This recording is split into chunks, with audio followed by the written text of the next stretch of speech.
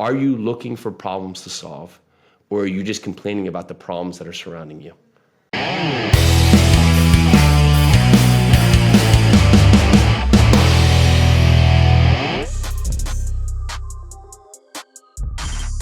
All right, so let's hit it hard. This is the Live 100 podcast. I'm Jason Yarusi, and this is the place where you can take actionable steps to level up, to live the level 100 that's inside all of us. And today, we're going to talk about the Bottlejohn effect. So many years ago, coming up at about 20 years ago, I walked into this very unique bar. It was on the west side of Manhattan. It was a bar that was built on a barge behind a place that you could play basketball and just a horse carriage. It was a very unique place, so you ideally had to know that it was there, right? And just so happens I'd met someone who was working in a different place, and he said, hey, I know you just came back from travel and you were doing work somewhere else here. And I said, yeah, I'm looking for work here. He said, well, out in this barge, there is some construction work to do. I was like, okay, cool, sign me up. So I walk out into this bar, and lo and behold, I start doing construction work, and it leads to me now getting into summer, and this bar opens up, and they had a couple people not show up because each year people would come back to the summer to work in the bar, and I was offered to do some bartending. Right, so here I am now going from construction, just being in a place here. I started bartending. Right, lo and behold, fast forward, and another story here. That bar served in many different ways, and ideally where I ended up meeting my wife, Peely.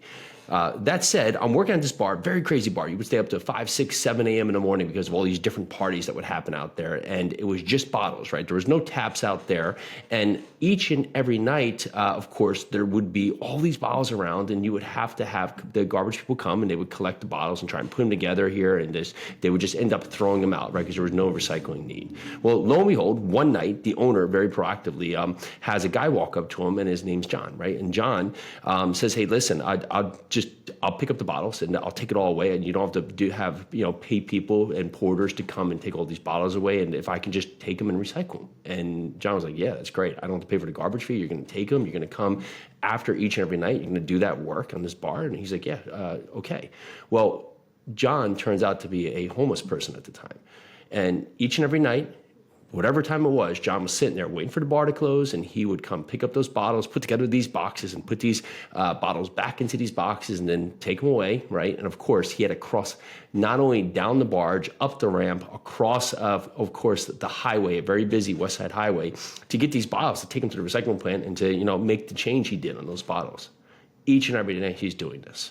Well, fast forward here as we go. This bar ends up turning into be the biggest outdoor bar in New York City. So the couple bottles we were doing there, we ended up just starting to sell Corona because the bar was so busy, and the little bar itself was too small to service all these different bottles. So we just started selling Corona there. Turns out we did so much Corona sales that in the matter of 3 months, for 2 consecutive summers, we outsold every bar, not only in the US, but in the world. So you can think of all of these countries, think of like all these places in Cancun or Mexico that are open year round. Well, our little bar open 3-4 months a year, outsells the entire world in the amount of Coronas it sold just in 3 or 4 months. And who's there picking up all the bottles each night? John.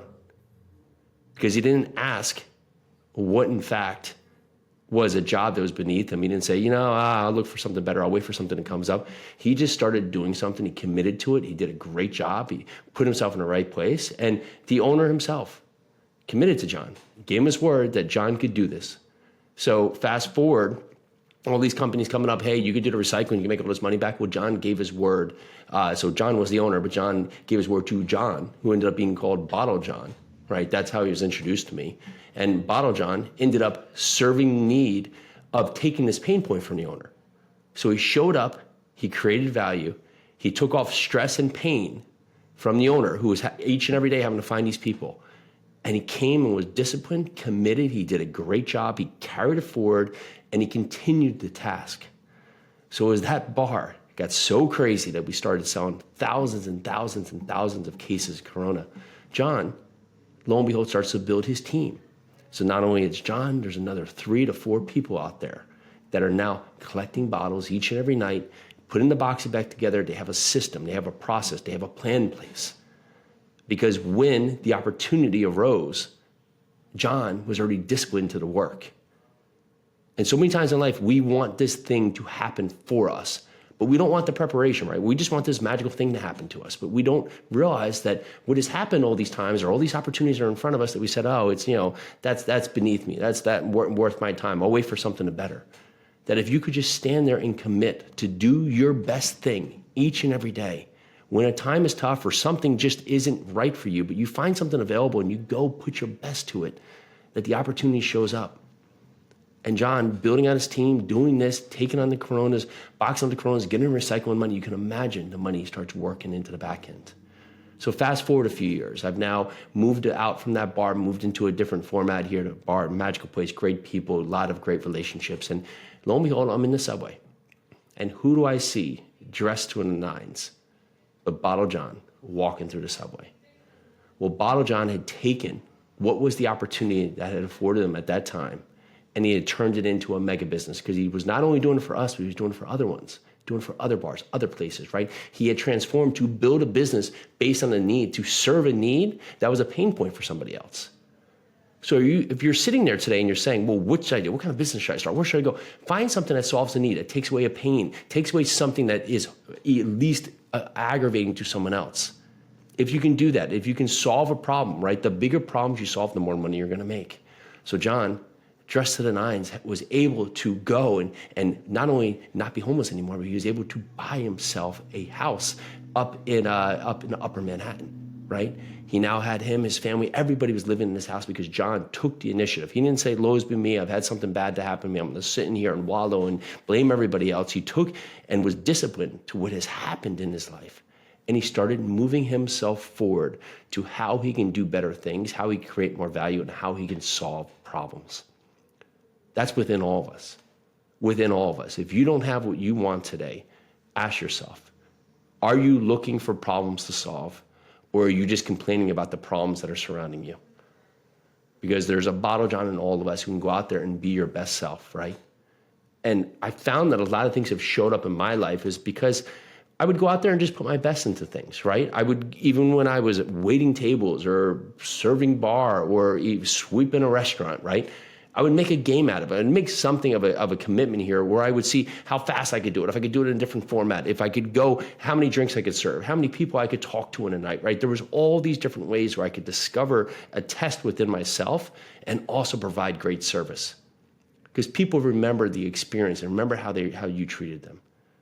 And if you go through life putting your best foot forward, trying your best, being disciplined and committed and showing up, even if you don't think it's worth your time, you may find that the greatest discoveries of your life come in those moments, because now you have put in the work.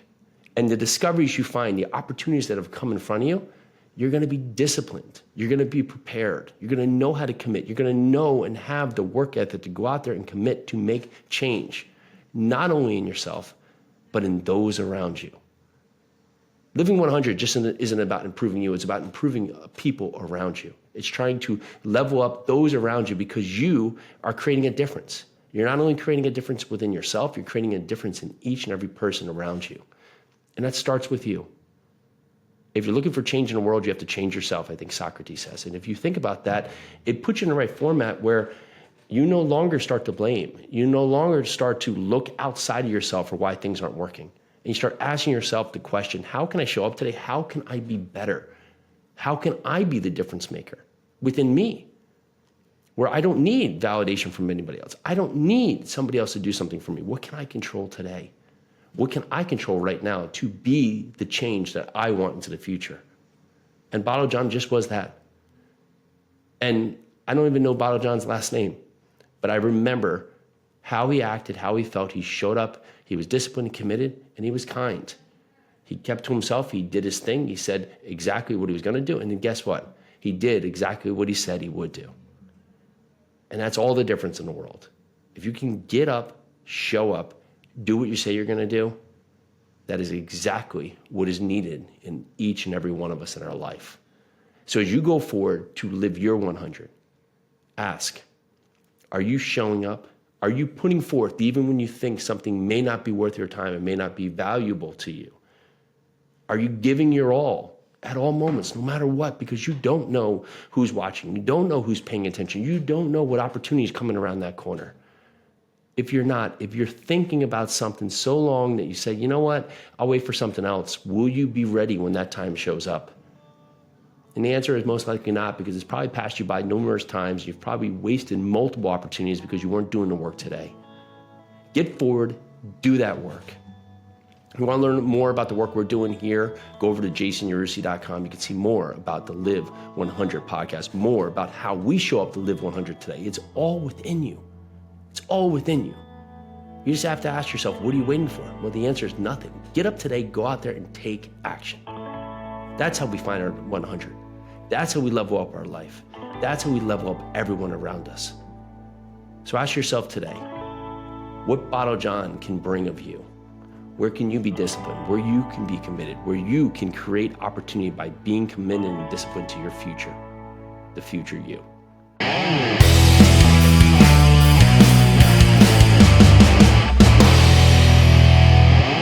All right, that's the Live 100 podcast. Thanks so much for showing up. Make sure you go down there, hit that rating and review button, and pass this on to someone else that needs to hear this message today.